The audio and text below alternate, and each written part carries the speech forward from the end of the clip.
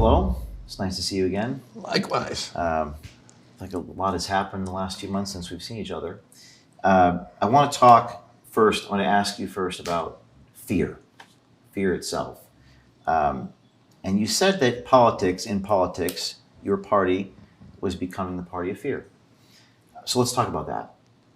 What is it that you fear, if anything? Well, I mean, in that context,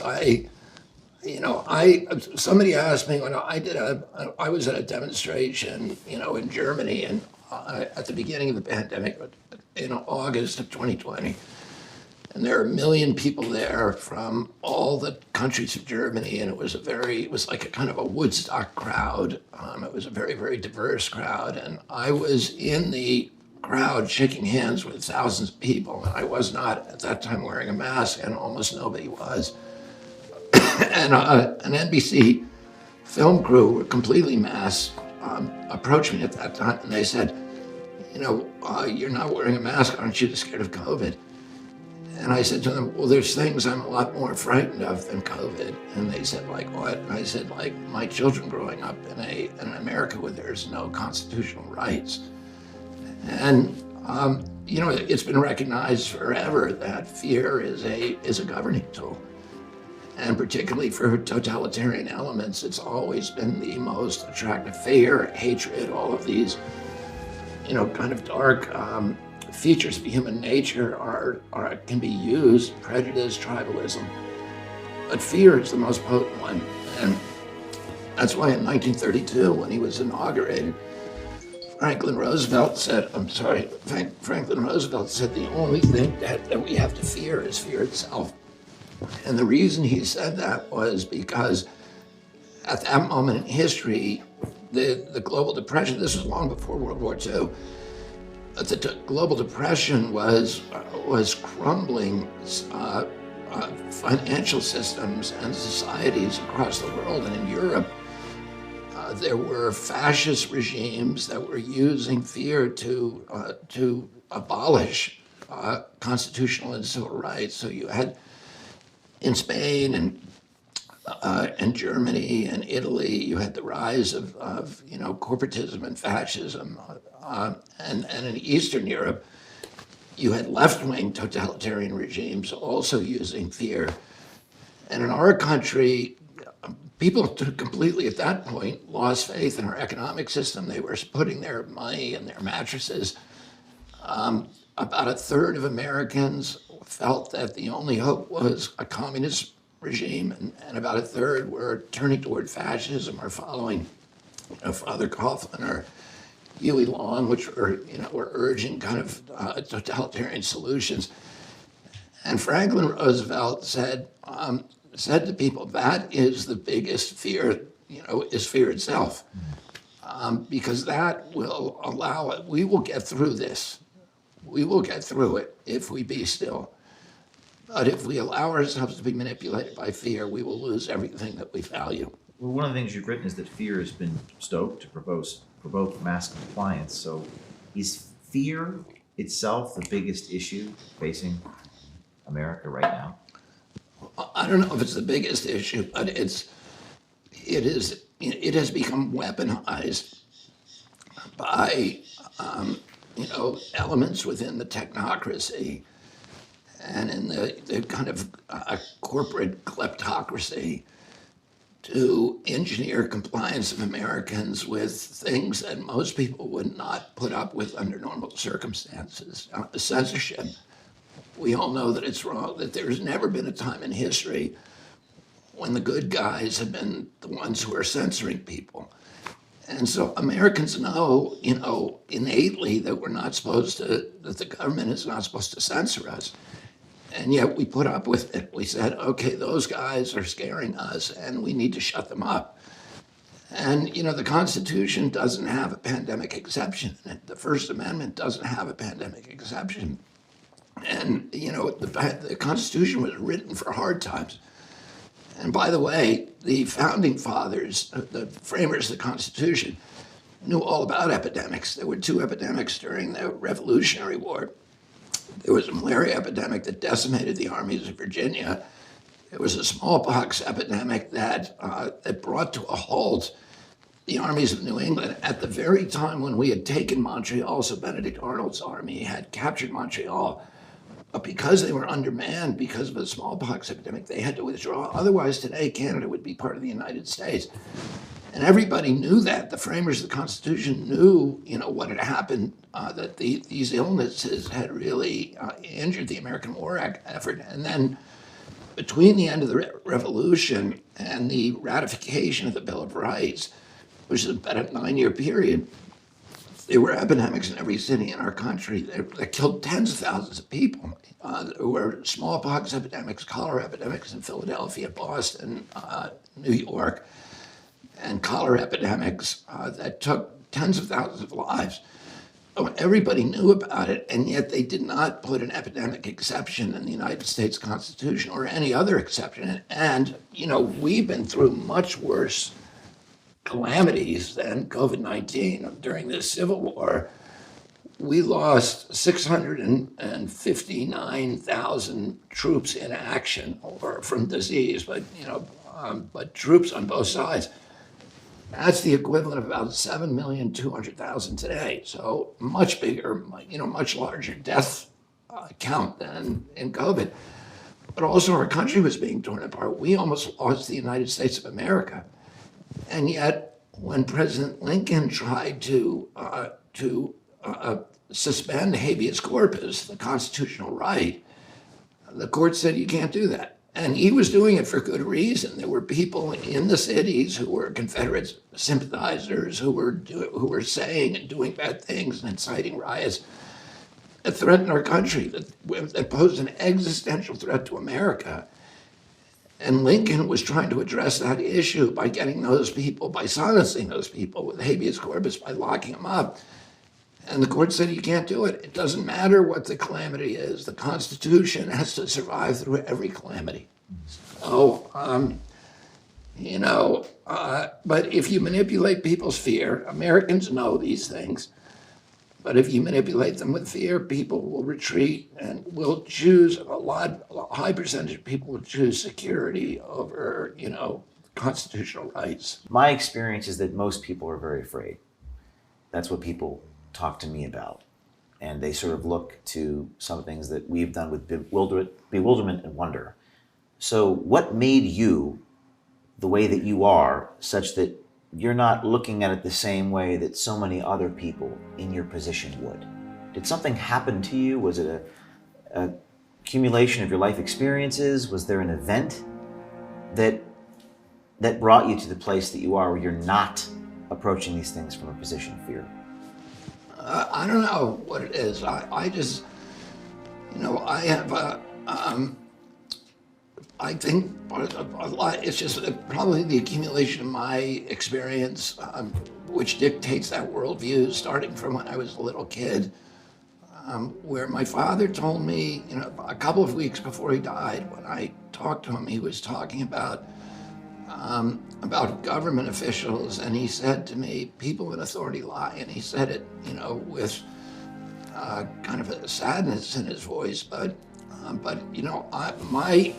my understanding of just living in a democracy is that our job is to maintain a posture of skepticism towards any kind of large aggregations of power. So government officials, corporate officials, we should be skeptical of those things. And then with me, I've spent 40 years suing big polluters, but about 20% of those lawsuits were actually against the government agencies that have become captured by the industry that they're supposed to regulate. So instead of functioning as to protect the public trust and the public welfare, they function as essentially as sock puppets for the industry that they're supposed to regulate. And I found that out the hard way through through suing them and through encountering. Has it made you cynical? Has it lost Well, hope? I would not call myself a cynical person. I'm skeptical. I'm not going to take anything on faith. I'm always going to question things and say, is that really true? If you tell me something, I'm going to say, I want evidence-based. I want evidence-based medicine, and I just want evidence-based world. I don't, Well, your father said, he said, the people in authority lie. Has yeah. it gotten worse? Or has it always been this I bad? don't think probably human nature has gotten worse, but I think the institutions of our democracy have declined, have eroded. And that includes not only the institutions of government, the regulatory agencies, and the White House and Congress, but also the press, which is a critical institution. And when did that start happening, or was it linear? Was there an event? I think, what I really saw, the decline in the public agencies like the environmental agencies and the public health agencies really began around 1980. And if you remember, Earth Day happened in 1970. 20 million people came out onto the street, the biggest public demonstration in American history, demanding that our politicians, Republicans and Democrats, return to the American people these ancient environmental rights. Before Earth Day, the year before Earth Day, the peregrine falcon went extinct in the east. The Adams peregrine, the most spectacular predatory bird, Lake Erie was declared dead. We had, fires. We had these oil spills that closed all the beaches in California. The Hudson River or the Cuyahoga River that year in '69 caught fire and burned with flames that were 8 stories high, and nobody could put it out. And people were, this accumulation of environmental insults drove 20 million people out onto the streets. It was the biggest demonstration in American history, and it scared the political system. Republicans and Democrats got together. Richard Nixon was then president. He created EPA, signed the Clean Air Act, signed the Clean Water Act, and then we passed over the next 11 years 28 major statutes going right up to 1980, the Endangered Species Act, CERCLA, RCRA, all these environmental safe drinking water. And industry was kind of caught off guard. And those statutes were costing them a lot of money. And industry began mobilizing in the late '70s. And by the early '80s, they were in a counterattack mode. And they understood that they needed to get a hold of these regulatory agencies and make them industry friendly. And that process, I watched that process because I was from 1984, I was, litigating against polluters. I joined the commercial fishermen on the Hudson River and started suing polluters on And the by the Hudson. way, I used to swim in Croton on Hudson when I was a child in the 90s. Was it cleaned up by then? No, Mid-90s? that may explain some stuff about you, Jane. But it was not clean. There's a swimming hole near Croton on Hudson, very sandy. I don't know if you know what I'm talking Yeah, about. I've been swimming. In fact, I scuba dived one time the entire length of that river from the Croton Dam all the way to the mouth of the Hudson River. So I've swam in the entire Croton River, and that town was a very important part of the history of the commercial fishermen on the Hudson River. It was one of the enclaves of the commercial fishery, and those are the people that I represented for When did it get cleaned up? 40 the years. river? It started, the cleanup started really in the mid '70s. I mean, my group started suing polluters back then, and I joined them then in '84, and we brought 500 lawsuits against Hudson River polluters. And today, the Hudson is the richest waterway in the North Atlantic. It produces more pounds of fish per acre, more biomass per gallon than any other waterway in the Atlantic Ocean north of the equator. So you mentioned the EPA, the administrative agencies like the CIA and the FBI. And your uncle, John F. Kennedy, expressed desire to, quote, splinter the CIA into 1,000 pieces and scatter it into the winds, unquote. I myself have been raided by the FBI. I'm one of the few, if not the only journalist in American history to be raided by FBI agents who took my and my colleagues' journalist notes, and the ACLU came to my defense, which is, I think, a good thing. But in terms of these agencies, Going back to my question about was it always this bad? J. Edgar Hoover was the head of the FBI 50 years ago, 60 years ago. Was it worse back then? Is it as bad? Is it getting worse now? How would you compare present day to when your uncle was president? You mean with the enforcement agencies? Yes. I think it's more insidious today because of the technologies of control. Back then, back then you had really terrible people running the agency, like Alan Dulles and James Jesus Angleton, Frank Wisner, people who were genuinely murderous and felt like there was no, controls on their behavior. And they started Operation Mockingbird at that point, which was an operation to compromise American journalists. So they had about 400 journalists that we know of. Carl Bernstein wrote an article about Mockingbird around 1975 or 76 in Rolling Stone. And at that point, I think there were some 400 editors, journalists, from all the largest publications. The New York Times had been compromised. The Washington Post was basically. What do you mean by compromised for people who? Well, they were functioning. The high-level people at those journals were working for the agency or had signed secrecy agreements with those agencies, with the CIA. And at CBS, ABC, NBC, high-level journalists. So today, today that's going on. After 75, when it all came out, during the Church Committee hearings, the CIA promised that it would no longer compromise American journalists. It continued the program to compromise journalists all over the world. And today, the CIA is the biggest funder of journalism in the world. And how about present day? They fund it through USAID.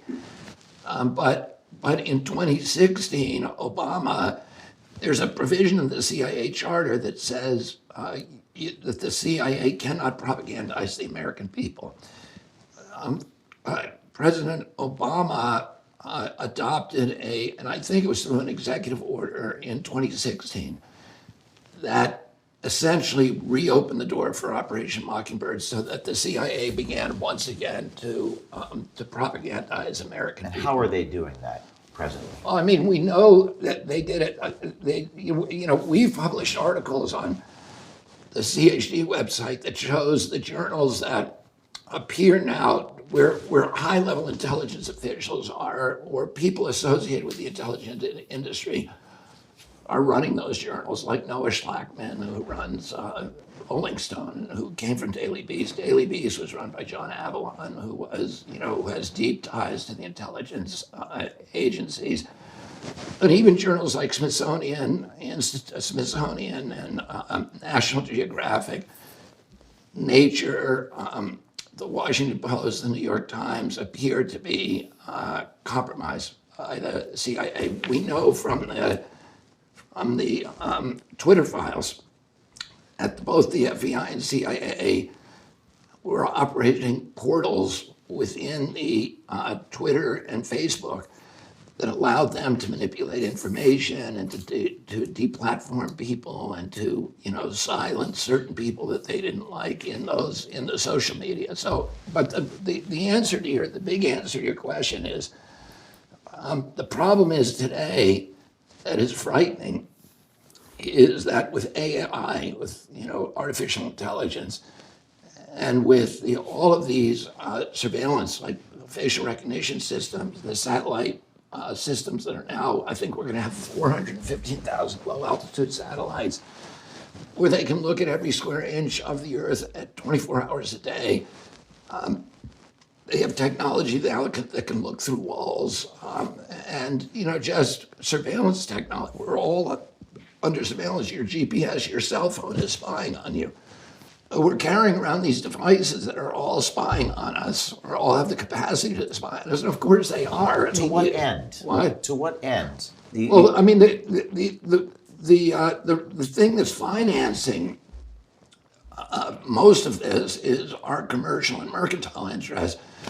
Oh, you start talking. I mean, I'm sure you've had this experience where you say, I need a better mattress. I can't sleep at night. And then 20 minutes later, you get this, a bunch of mattress ads on your cell phone. Well, they're listening to you. And that's kind of innocuous and actually convenient that they're listening to you and then putting up, So the solutions to your regulatory problem. capture. But the government also is listening to you.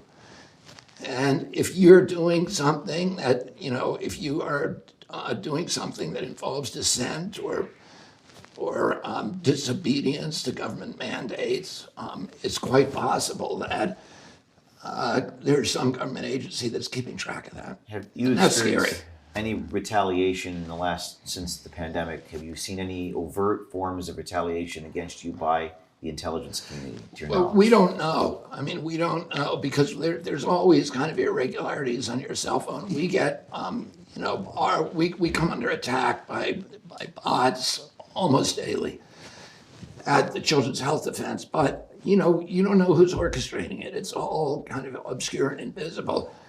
But here's what we do know is that the British intelligence agency, MI5, said publicly that they are treating people who are vaccine dissidents as terrorists. So they're going to MI5 made an announcement that they were going to release their cyber warfare techniques that were designed for controlling terrorism on people who were what they called anti-vax in foreign countries. Now, the CIA technically is not supposed to be spying on Americans in America, but the way that they get around that is they use the Five Eyes, which are the intelligence agencies from our top allied countries, to do the spying, and then they share the information with the CIA. So that's one way they can do it. The commercial capture to help you sell a mattress is one thing. Gathering all this information, is it just for information for its own sake?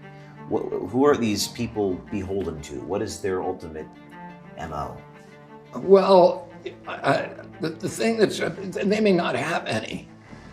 They may just, there may be no sinister motive at this moment in history. The problem is that once you put that power, once you give that power to a government, it will, and this is a solid rule, any power that the government has, it will also ultimately abuse to the maximum extent possible. And it will never give back voluntarily. And, the last rule is that nobody ever complied their way out of totalitarianism, so we're all going along with it. And we don't know. And if Edward Snowden had not come out, we would not know that any of this was going on, that our telephone calls are all being monitored, that our text messages and emails are all being monitored and stored in these big data centers in Utah, and that there's nothing that you do that is private anymore. And until that moment, Americans assumed that the government was not spying on them. So now the question is, they may not be doing anything bad with it now, but if at any moment that could change. Well, there's probably more Ed Snowdens out there. I think that you also said that 90% of the people in these agencies are likely good people. I've said something similar. Probably most of the people are good people, but they're stuck in the system. You also said that in the 3 years since the pandemic, you write in the book that I reread this past week about Anthony Fauci, you said that Americans have had this naive idealism that makes them reluctant to believe that their government's COVID policies were grotesquely ill-conceived. I feel like people are waking up.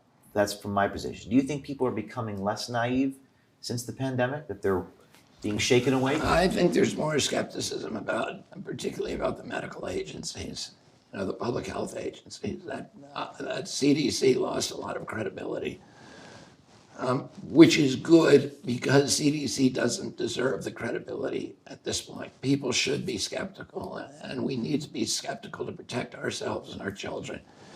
It's bad overall because, we really should be strengthening democratic institutions and strengthening public faith in democratic institutions. But the way you do that is by making those institutions trustworthy. not by lying to people. So, and until that happens, it's good for people to exercise skepticism and mistrust. When I reread the Fauci book, I couldn't understand how a man like that was so effective. It doesn't strike me as a particularly charismatic guy. Maybe he's charismatic behind it, but where does he get the source of so much power and Fauci Listen, resiliently going through all those things? there's so many famous scientists at CDC, like William Thompson, at NIH, like Bernice Eddy, one of the most famous scientists, female scientists in American history, who discovered that there was a carcinogenic virus in the polio vaccines, a virus called SV40, simian virus 40. That was given to 100 million American kids of our generation, my generation, which now has 10 times the soft cancer rate of the previous generation. So we were given and she exposed it. And she was punished by that and essentially forced out of the agency. It's really a national scandal what happened to her. John Anthony Morris, the same thing with him. He revealed problems with the flu vaccine and he was driven out of the agency. There are, and they, the locks are changed on their doors. They're forced out of their laboratories. Their telephones are taken away. This is what happens to people who interfere with the mercantile ambitions of the agencies of the corporations and industries that those corporations regulate. I mean, those agencies regulate. So if you do something that offends the pharmaceutical industry or interferes with its profit taking, you're going to be punished in those agencies. Conversely, the individuals who are reliably in the tank with the industry, who are carrying water for them, people like Anthony Fauci, are people who rise inexorably to the top and then remain there for generations. So, here you have a public official who's been there for 50 years, the highest paid official in the United States government, much higher paid than the President of the United States. And he's there for one reason, because he knows how to serve agency ambition. He's taken that agency that was the gold standard for scientific research and essentially abandoned the mission of trying to figure out why are Americans so sick, and adopted instead a new mission, which is to develop, to be an incubator for pharmaceutical drugs for the agency. And when it develops those drugs at NIH and then farms them out to a pharma company, it gets to collect royalties. So NIH is collecting billions of dollars on the Moderna vaccine, which they developed.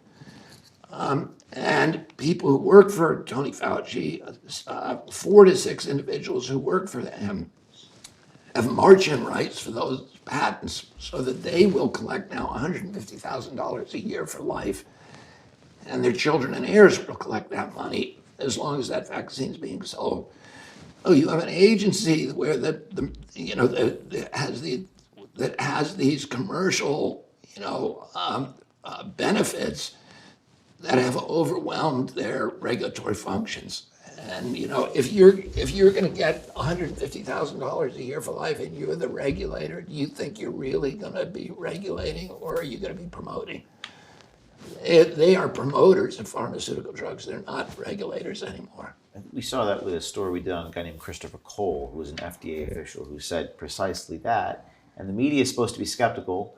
I don't remember as a child, I grew up in the 90s, I don't remember if I saw it on television, but maybe you could tell me when it started, with networks go to commercial break and it says, brought to you by Pfizer. Has that been happening for decades? Well, a big change happened, James, in 1997, when FDA changed its policy and allowed direct-to-consumer advertising by pharmaceutical companies on TV. That was not allowed before. There are only 2 countries in the world that allow direct-to-consumer advertising on TV by pharmaceutical companies. That's New Zealand and the United States, and it's one of the reasons we take 3 to 4 times the pharmaceutical drugs as any other nation. We take Americans on average are taking 4 pharmaceutical drugs, and Europeans don't, are taking 1 or none. And we are the sickest population in the world. We have the highest chronic disease rate. We spend more on healthcare. We've spent $4.3 What trillion changed in on healthcare. 97? 97. What was the reason? 97. Well, 97.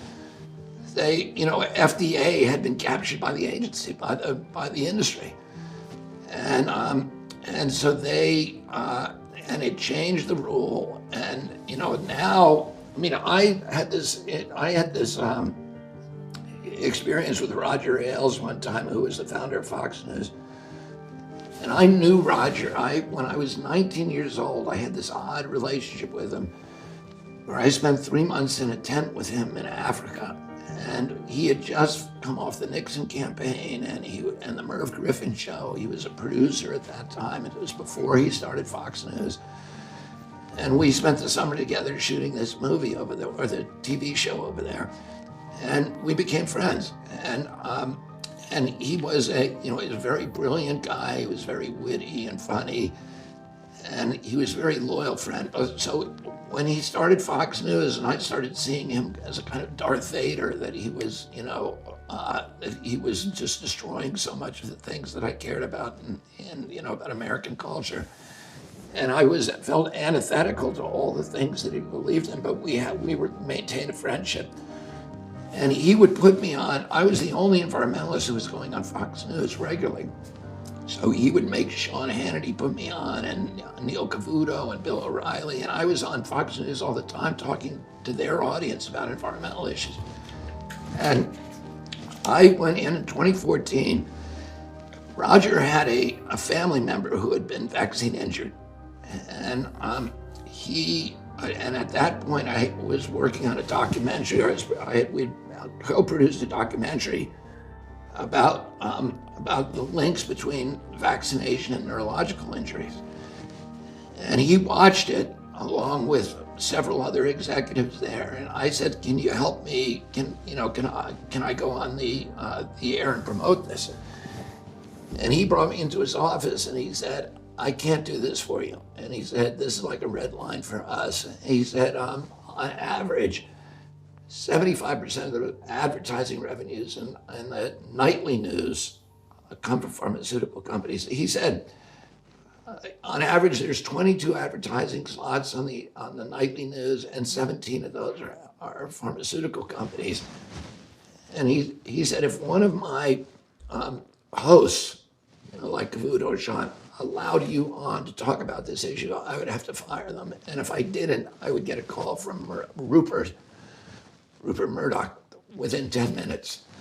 So that kind of opened my eyes about, the impossibility. And then I had many, many other experiences like that, where TV hosts would do.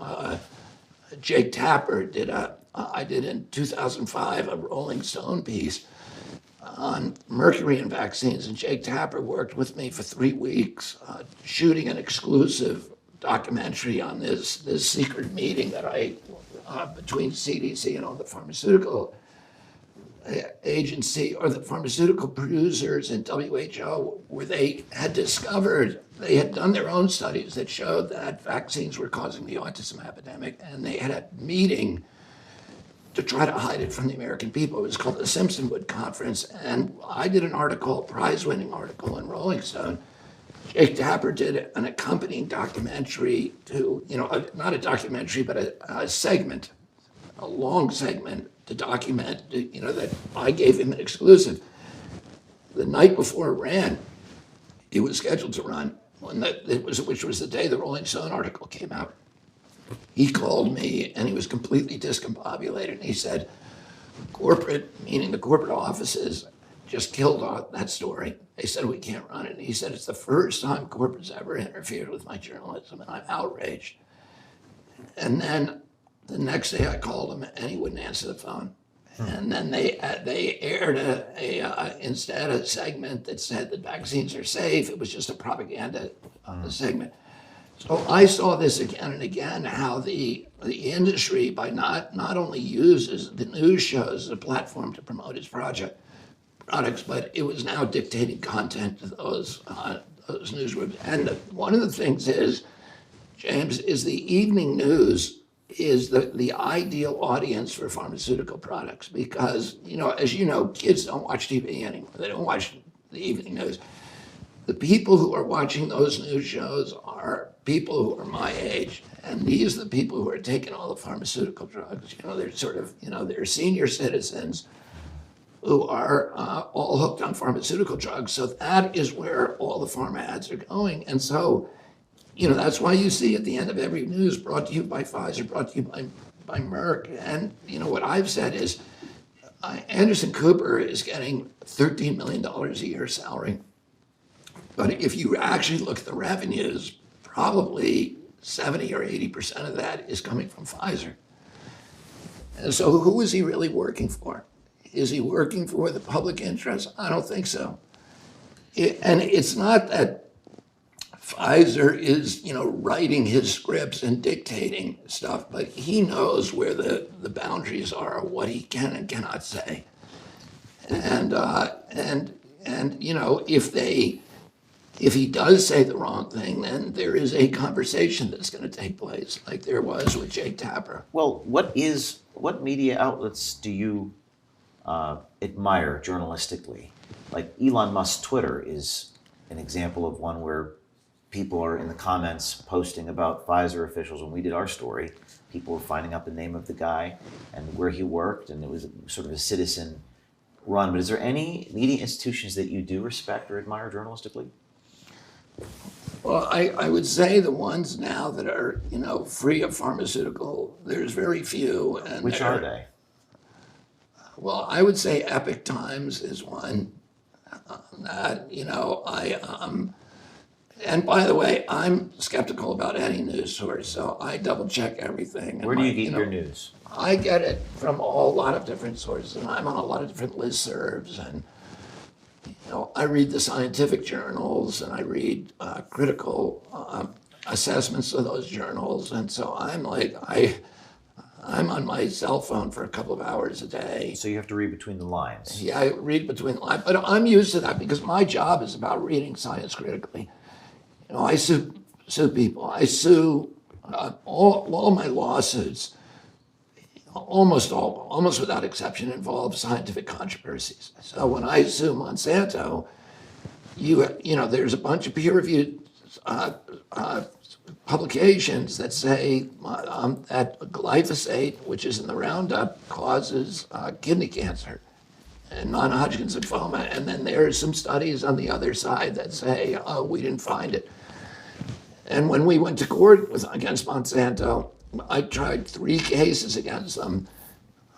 They had the top scientists in the world from Stanford, from Yale, from Harvard, coming in and saying glyphosate is safe, Roundup is safe. And then we had our own scientists from Harvard, Stanford, and Yale saying, no, it isn't. So that's why, when somebody says to me, trust the experts, I'm like, which expert? Because there's always experts on both sides. And, that's not science. And what the experts say is not science. What Tony Fauci says is not science. The CDC says is not science. Science is what you read in PubMed, in peer-reviewed publications, and even that you have to read critically because those guys, a lot of them are on the tape too. Debbie Bernal was one of 2 Pfizer officials that came to me, and she went public in March with me on a stage. And she communicated to me just how scared she was. There were vans outside of her home. She was terrified. Are you, going back to the fear issue, do you ever get scared that these government agencies, these pharmaceutical companies are going to try to physically harm you or the people that you care about? I don't get scared about it, and I don't worry about it, but I know I'm aware of it. I'm aware of that danger. But I'm not gonna worry about that stuff. And I feel like, this is my country, and I have a kind of a duty to fight that kind of stuff. There was a generation in this country in 1776 that put their lives on the line. A lot of them died and put their fortunes on the line and their property and their reputations, their livelihood, in order to give us the constitutional rights that we now take for granted. And Oh, and in 1 year, we saw so many of those constitutional rights just eviscerated, and we have to be willing to make the same kind of sacrifices they do. There's a lot worse things to me than dying, and one of those is having my kids grow up in America where they do not have the constitutional rights that I grew up with. A lot of people express to me that we're past the point of no return, that there's sort of hopelessness, and we're so divided in this country. You talked about this in your speech. You're announcing the president. How do you stop that division? I mean, I think that the way that you bring people together is by telling the truth to people and just being frank. And, my father succeeded in doing that, by being just brutally honest with people and telling people things they didn't want to know. My father, when he ran for president, had almost no chance of winning. He was going against an elected president of his own party. He had all of the institutions of the Democratic Party against him. He had the labor unions against him. He had the big city mayors, all of who had been with him 4 years earlier in 1960 when he ran his brother's campaign. He had the liberal media against him, including the New York Times, the Village Voice. He had the liberal Democratic clubs. Hollywood was against him because they were all with McCarthy. And even the New Deal people who he had brought into office were now all working for LBJ. And nobody wanted him to run for president, but he did. So he ran for moral reasons because he could not support the war. And so he could not support LBJ. But it allowed him to tell the truth. It freed the hopelessness of his campaign, freed him, liberated him to tell the truth. And he kept telling people things they didn't want to hear. And then, the last day of his life, he won the South Dakota primary and the California primary, the most rural state in our country and the most urban state. And the people who lined the railroad tracks, when we took his body from New York to Washington, D.C., there was 2 million people on those tracks, and they were every color. It was a cross section of America. It was white, black. It was Catholics, priests, and rabbis, and nuns, and and military people and hippies. And so he was really able to unite the country by doing this experiment of just telling the truth to people. And I think, we need to do that, and we need to look for the values that we have in common rather than the issues that are driving us apart. You told Yahoo News a couple years ago that you went through a spiritual revolution. You said you struggle with addiction. Tell me what that revolution was. What do you mean when you say spiritual revolution? Well, I don't know if it was a revolution, that I call it a revolution. I had, like many people, a spiritual realignment. And that's really part of recovering from addiction. I mean, the whole 12-step program is based upon a sort of a structure for inducing a spiritual awakening or a spiritual realignment. Bill Wilson, who was the founder of AA, had a correspondence with Carl Jung, and Carl Jung had treated thousands and thousands of alcoholics and said they were hopeless, that they could not recover. And when he was asked, has it ever happened, he said, only in rare cases where there's a complete spiritual realignment. And that's the only way that you can recover from alcoholism, that you can live, that you can live a sober life. And so Bill Wilson, through a lot of, through many, many kind of paths, discovered a method for inducing spiritual awakenings. And through going through the 12 steps, and then also by helping other alcoholics, and which is part of that. How old were you when you... I got sober when I was 28. 28. Mm-hmm. Do you think you can actually pull this off? Do you think you can win? Are you an optimist? I do believe I can win. And our polling, our internal polling shows, is very, very What is optimistic. it right now, as of this week? Well, our internal polling shows me beating Trump 8 points. Oh, I think because of my ability to attract independents and many Republicans, that I actually have probably a better chance of winning the election than any other Democratic candidate. And you would consider yourself an optimist, a Yeah. hopeful person.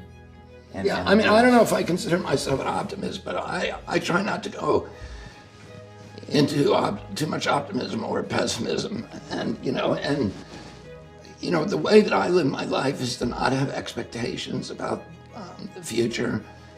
And I learned that, as an environmentalist, because when you're an environmentalist, if every victory that you have is temporary and every defeat you have is permanent, and you end up losing, seeing a lot of stuff lost, which I did. You see places that were sacred and beautiful being destroyed.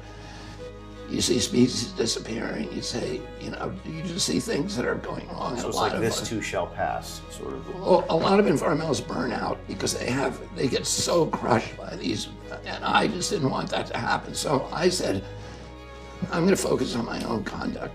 And I really don't have any control over anything except for this little piece of real estate inside my own shoes. And God's in charge of the results, but I have to do my part, which is to get up every morning and say, reporting for duty, sir, and then going out to the front lines and fighting the battle. And if we win or lose, that's in God's hands, but I don't have expectations. So if we lose, I'm going to treat it the same way as if we win. And that, if you don't have expectations, you don't get disappointed, and you can't be beaten, because no matter what happens, you're going to come back fighting. And that is what makes me relentless, because I don't have any expectations. No matter what they do to me, I'm going to get up and fight. Last question. When you become the president, if you become the president, you're now governing the administrative state. You're in charge of these agencies. What things will you do? What things can you control when you get into that position? I've spent 40 years studying these agencies. I have a PhD in how to unravel the corrupt corporate cultures that are dominating these agencies. When you litigate against the agency, you spend all your time thinking about how do they get this way? And who is it? There's so many good people who work here. Why are they working so dysfunctionally?